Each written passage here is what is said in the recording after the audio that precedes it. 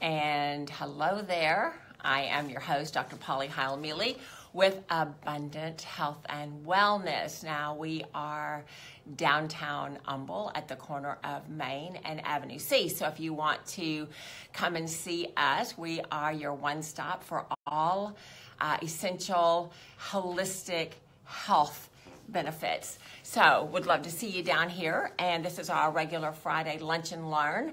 And this is going to be a cornucopia of good news in all kinds of different areas. So feel free to comment or ask a question. I don't always get to see it, but hopefully I will. And so people are logging on, so I appreciate that.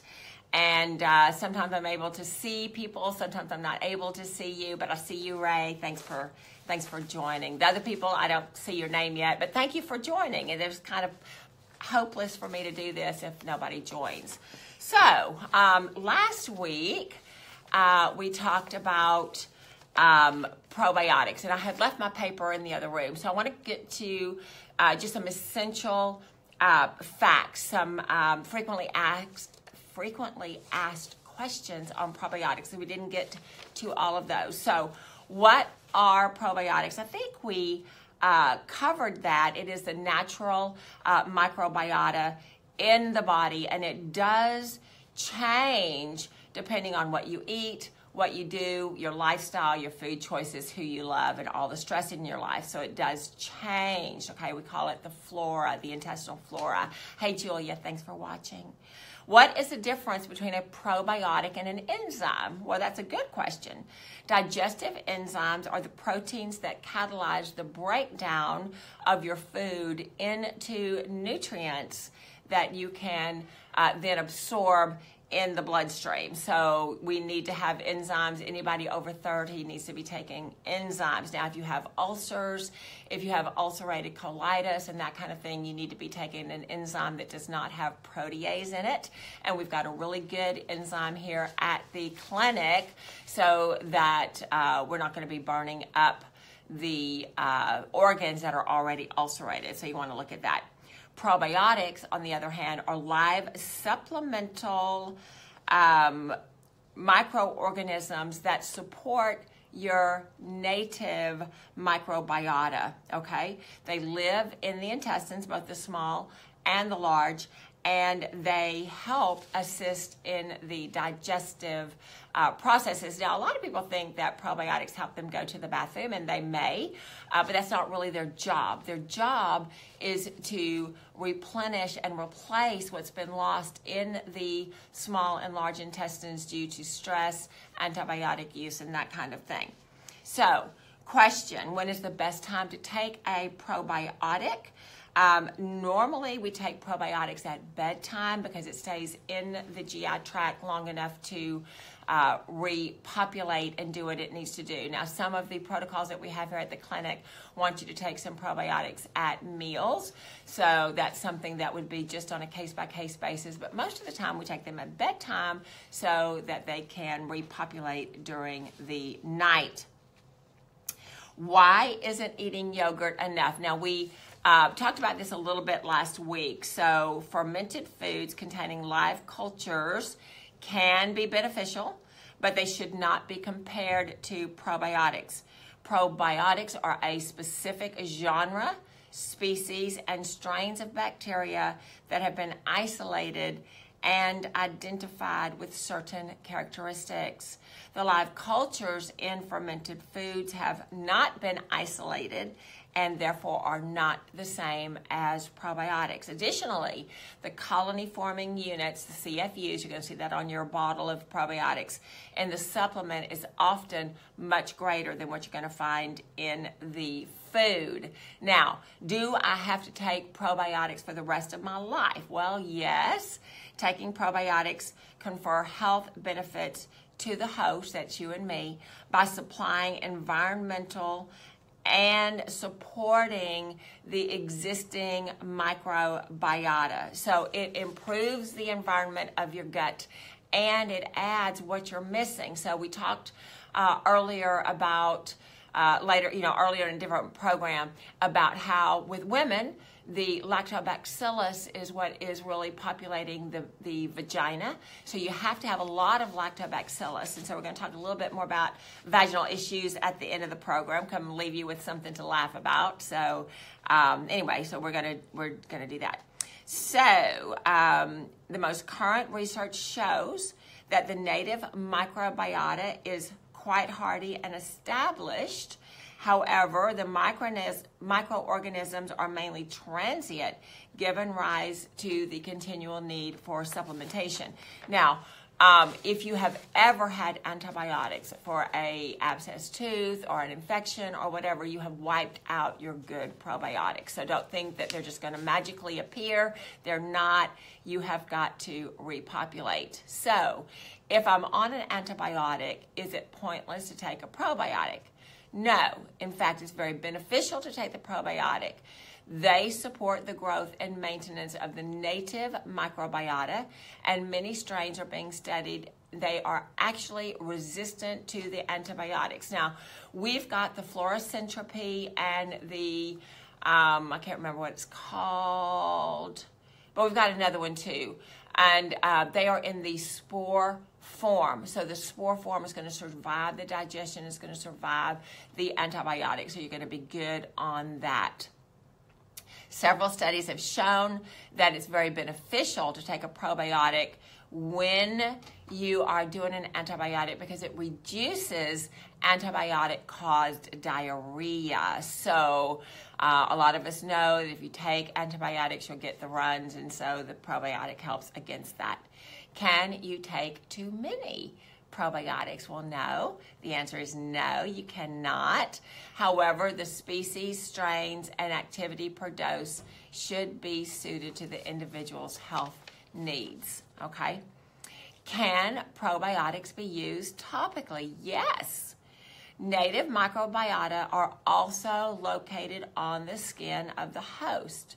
For skin irritations that are fungal or bacterial in nature, probiotics may be applied to help balance the beneficial bacteria. So what that means, if you've got a rash or you've got something that won't heal, you can open up a probiotic capsule, moisten it with a little bit of water, and make a paste, and put that paste on the sore, bandage it, and those little live organisms will go in and do their part.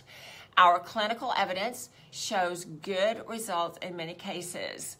So you can also just open it and put it in the mouth. You can also gargle with it if you've got a throat issue. So if you've got strep or tonsillitis or anything like that, then you can do that as well.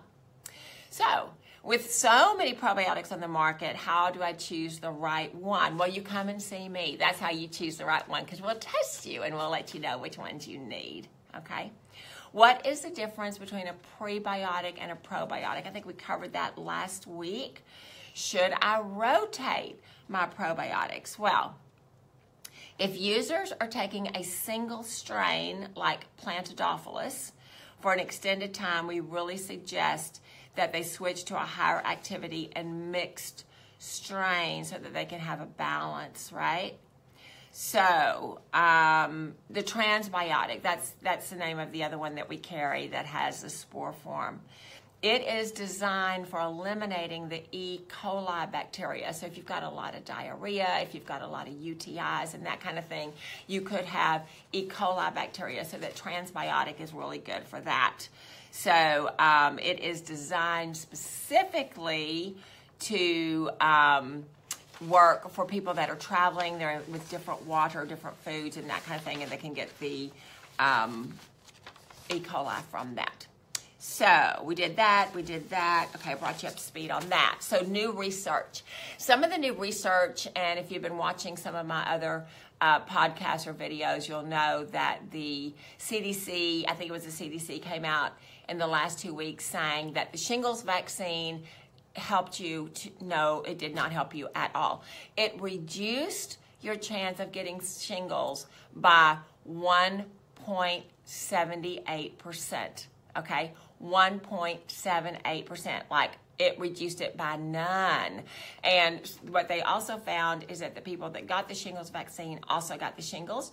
And they found that seniors, so that's if you're over 60, if you got the shingles vaccine, that what it could do is it could cause damage to your retina. So we don't want you to do that. Why they're wanting you to do that, why they're pushing that, we all know the answer. So I want you guys to be very, very informed, and we don't want you to do that. Now, the TV commercial tells you that if you have the shingles, if you have the chickenpox, if you had the chickenpox as a child, then the shingles vaccine or the shingles virus is also inside of you, because the herpes simplex can manifest as a cold sore. It can manifest as genital herpes. It can manifest as shingles. It can manifest as chickenpox. So it's all the same virus with some different permutations. And so, yes, the TV is telling you the truth. If you do have, or if you have had chickenpox as a child, then that virus is in you. Yes, it is. But what they don't tell you is that you already have antibodies, which is why if you had the chickenpox virus, you, most of the time, in most cases, it's the rare person who does not have lifelong immunity because of having the virus and having the antibodies. Now, if you have the antibodies already, you're going to have to be in an inordinate amount of stress if you get the shingles vaccine. So I will just tell you that I had the chickenpox when I was little. We all 4 siblings had it. And I was under extreme stress last year. My mother almost died due to medical procedures that she was having, and it was very, very stressful for me, and I really thought that I could really have a nervous breakdown because it was just so horrendous. And if ever I were to be under enough stress to get the shingles, then that would have been the time. And I did not get the shingles. But let me go to some new research that we have. New research says that the, let me find the right paper. Yeah, I've got the right paper. New research has said that vitamin D3 is more effective against the herpes virus than are any of your prescriptions or the vaccine. So vitamin D3 is 58% effective on the herpes simplex virus. So these are some little statistics here. So if you are under 50, half of us are infected with the herpes simplex viral. Of that half, that 50%, then 1 in 8 has genital herpes. So it's the same virus. It just depends on which mucous membrane it wants to manifest in. I've had people that have had herpes in their eye. It's a cold sore. It's a vaginal outbreak, whatever. It's all the same virus, so I don't care, right? What I want to do is what can we do to keep the outbreaks at a minimum? Okay, so vitamin D3 is very, very effective. Now, let me see. Vitamin D3 is very cheap, and it is safe, and it is effective. This medicine, right, is really not even talked about by your doctor, even though it is 58% effective. Now, I wish I could say it was 100% effective. I do believe that if everything is vibrating the way it needs to, that you're never going to have an outbreak. But a healthy person, right, needs vitamin D3, and we have it here in the clinic. It's in a liposomal spray. You spray it either inside the cheek or right under the tongue, right?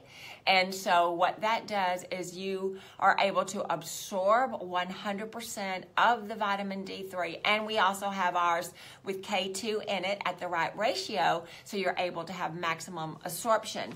Now, we showed this on the radio program, so I'm going to see if you can see this. Okay, this is a little graphic. I'll have Tracy post this, but what this is it shows the sunshine.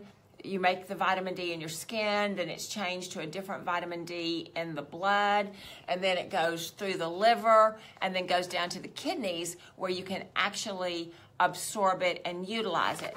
Well, most of the vitamin D that your doctor is going to give you is a synthetic. It is a chemical prescription, and what it's going to do, it's going to go through the digestion, it's going to get chewed up there, then it's going to go through the liver, and it's going to get chewed up there, and then whatever is left over is going to get to the kidney, and it's going to get utilized there. So your doctor is going to want you to do 50,000 IUs a week. That's normally what we see. What we want to do is to do 9 sprays of our vitamin D3 product, because you get 100% of the benefit and there's no waste. It goes right into the mucous membranes, right into the bloodstream, so you're not having to go through digestion, lose part of it, go through the liver, lose part of it. So why is this important? Well, it's important for 2 reasons. There are 2 pathways that vitamin D3 can go. It can go into the kidney, and the kidney uses it, and what that vitamin D3 that the kidney uses is it regulates serum calcium. So it regulates that.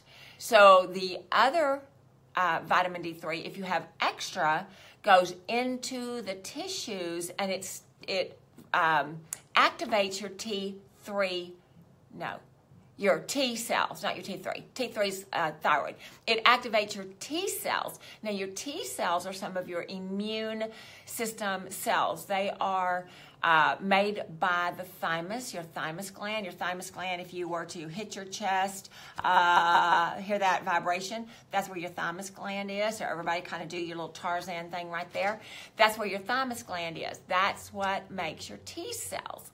That is what boosts your immune system or strengthens your immune system. So vitamin D3, and I want to find my little paper here, so I can read you exactly what it says. So the second vitamin D3 pathway leads to the tissues, and that's where all the action is. All of the amazing health benefits of vitamin D discovered in the last 10 years is from the vitamin D going through the second pathway, right?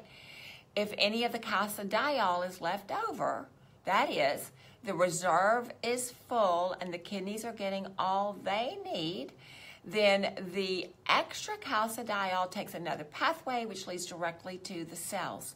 This pathway is only currently being understood, and there's research all around the world, and it says that the autocrine that's inside the cells and the parasine that's around the cells function is turned up with your vitamin D. So let me just kind of give you some clarification there. Vitamin D that you get from the sunshine is actually called cholecalciferol, right?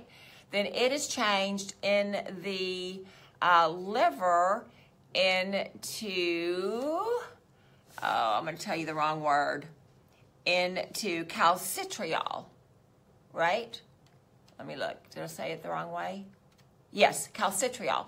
Then it goes in the kidneys and it's changed into calcidiol. So you want to make sure that you're getting the right thing. So our vitamin D is already in the right form that goes right into the bloodstream and does what it needs to do without going through those chemical processes in the liver and the kidney, so that it's very, very absorbable for you. Okay. So this is the thing. The vitamin D3 is a steroid hormone, right? It is the strongest steroid hormone that the human body makes, okay? There's no negative feedback loop. So all of the calcidiol and calcitriol goes where it is supposed to, and this is the most important aspect of our vitamin D3. So why is this important? Get to the bottom line. I could just hear somebody say, get to the bottom line. Vitamin D deficiency has been shown to play a role in almost every major health concern, including, ladies, osteoporosis, osteopenia, breast, prostate, and colon health. Now, of course, ladies don't have a prostate, so this is for everybody. Cardiovascular health, high blood pressure, metabolic syndrome. So if you're not able to lose that weight, you're doing the yo-yo dieting and all that kind of thing, it may be metabolic syndrome, and vitamin D deficiency contributes to that. Diabetes, any immune or autoimmune condition is because of low vitamin D3. Multiple sclerosis, right? Arthritis, hormone deficiencies, depression, seasonal affective disorder, Alzheimer's, Parkinson's, fibromyalgia, chronic fatigue syndrome, dental issues, and psoriasis. So we all can just, our brain is just going crazy because we know people that have these issues. We see the commercials all the time. They want you to take these biologic medicines that cause all other kind of issues. If you just up your vitamin D level, you could save yourself a lot of grief. Now, what is the right level? So on your blood work is going to have a reference range of 30 to 100. And so your doctor's going to see that if you're above 30, that you're just fine. In holistic land, where I live, we want you to have vitamin D3 at least 60 nanograms per deciliter. So if you're at the 30 mark, you're still half away from where I want you to be so that you can be really, really healthy. My holistic friends say that if you have cancer, then you need to have your vitamin D3 level at 120 nanograms per deciliter. So that's really, really high. So I would ask you to get your blood work tested. We're having a special right now at the clinic. The people that we do blood work with, they're doing a special. I think we can get it done for about $80. It's kind of an expensive test. I don't know why it is an expensive test, but it is. Doctors don't usually ask for that to be done when you go and get your blood work. So if you have insurance and it's time to get your blood work, or when it is time to get your blood work, get your doctor to get your D3 level. It's called dehydroxy blah, blah, blah, blah, blah. It's a big old word. But that's what they're testing to see what your vitamin D is in the blood. And so we want you to have at least 60 nanograms per deciliter. Now, about 3 years ago, when I had mine tested, I don't have my blood work done every year. I'm healthy and I just don't. But I need to have it every year, or at least every 2 years. That's what I kind of try to do, is every 2 years. So the last time I had it done, it was like 16 or something. It was just ridiculously low. And so I was very like, yikes. And I knew it, but I really didn't do anything about it. And then last year, I tried to work on it, and I was doing like 16 to 20 sprays every morning. And so when I went and had my blood work done late last year, I had my vitamin D levels done. And my vitamin D level now is 82 nanograms per deciliter. So I didn't do it for a whole year. I did copious doses. I've backed off now because I don't need that much. And one of the ways that I know I need more vitamin D is my bones will hurt. So remember, we talked about you need vitamin D and you need vitamin K to maintain that serum calcium. Well, maybe if our bodies are acidic and our body is trying to balance the calcium, then it's pulling calcium out of bones to neutralize that acid. So that might be why we need it. I don't know. I'm not a biologic scientist, right? I didn't study that way. I studied frequency medicine, and so this is where I am. I'm seeing that Linda has joined us. Julia, happy Friday. Julia Rama, thank you for joining us. So as we move through this, right, we're talking about our vitamin D. People that are fighting cancer need to have a very high vitamin D level. So we're looking at this. 90% of Americans are vitamin D deficient. So that's probably you, okay? So when we are looking at the blood work and we're looking at all the different conditions that we can have, we know that it's okay to supplement. Now here at the clinic, when we have had people that come in, I'm thinking about my aunt, in particular, she's older, she's in her 70s, and her vitamin D was low. I think it was around 30, and she started doing 9 sprays right into the cheek every day, and within 60 days she had doubled her vitamin D levels. So it works very, very quickly, but it is said that healthy people need 9,000 IUs per day to maintain what they need for their vitamin D. So you can go outside, you can get it transdermally. The optimal time to do that is between 10 in the morning and 2 in the afternoon. So this at noon would be a great time for me to go out and do that, but I'm not doing that. I'm here with you. So I have the spray that I work with. So if there's any questions on the vitamin D, then let me know. If there's any questions about the shingles vaccine or at the herpes virus, anything like that. If you have herpes breakouts and that kind of thing, you want to up your vitamin D. You also want to avoid cashews. Now, cashews have in them an amino acid. Let me see if I can find that paper.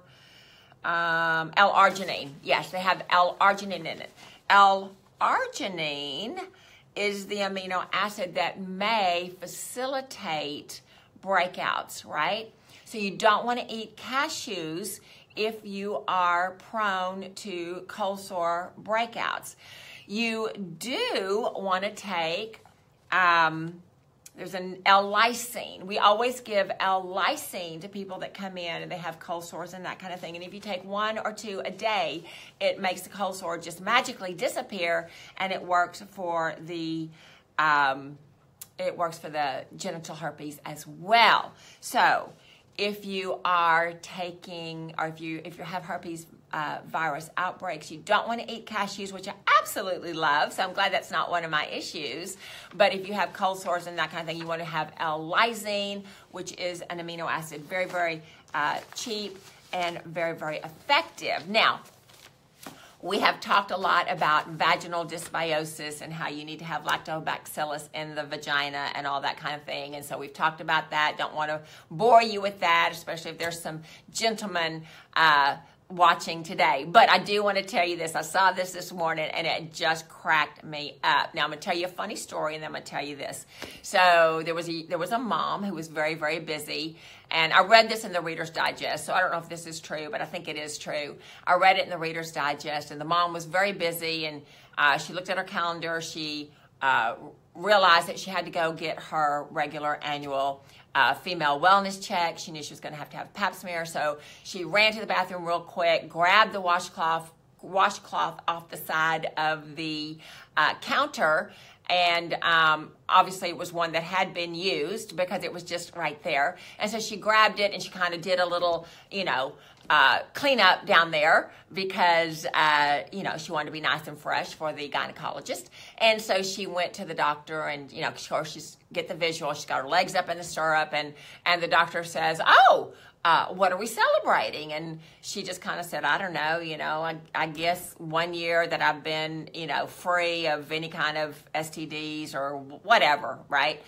And the doctor said, what are you talking about? He said, well, you're all glittery down here. And she was very embarrassed, and she went home and she looked at the wash rag that she had used for her little touch-up, and apparently one of her children had been playing with glitter and had used the wet washcloth to clean up the mess, and when she cleaned herself up, that she had deposited some glitter in the vaginal area. So it was really a laughing thing. It was funny. Obviously, that was many years ago that I read that, and I'm still talking about it. So I read this morning that if you go to, we'll call it intimacy stores, okay? You want to spice up your sex life. You want to do all these kind of things. They've got what they call glitter bombs, okay? Now, you insert these suppositories into the vagina, and you are supposed to insert them at least 1 hour before the anticipated event so that the body has time to warm the gelatin capsule, melt the capsule, so the glitter will mix with the vaginal fluids, and there you go. I'll leave it to your imagination. Now, This is not something that I have seen. It's something that I have read about. Why anybody needs to have glitter there, I have no idea. But apparently it's a thing. And it's not a good thing, and I'll tell you why. When you put that suppository up into the vagina, it has to come out. Glitter has sharp edges, and so even though it's tiny, it's very flexible. It's going to slide down the birth canal, slide down into the labia, and when you're trying to clean up afterwards, you're going to possibly have some micro tears in the vaginal tissue, in the vaginal wall, or also in the labia. So we do not recommend this.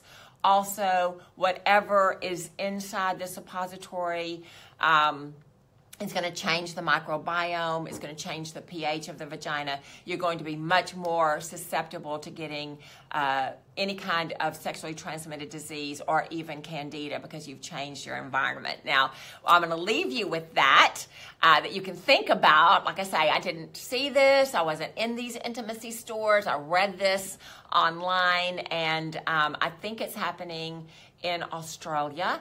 I follow a group that is a private practitioner group, and they were talking about it. I think it was in their local newspaper that you can do this. So I'm sure we have it here in the United States too. It's just not something I asked my friends about. So, you know, like what you do in the privacy of your own room is fine with me, but be aware that if you do glitter bombs, you're going to have thrush or other things that we don't want. So I'm going to leave you with that. It's Happy Friday. Have a great weekend. Love you very much. Want you guys to send me any kind of questions. I know we've got some issues that we want to follow up on, so I have not forgotten those comments, and we will revisit next week. And have a great, great Friday.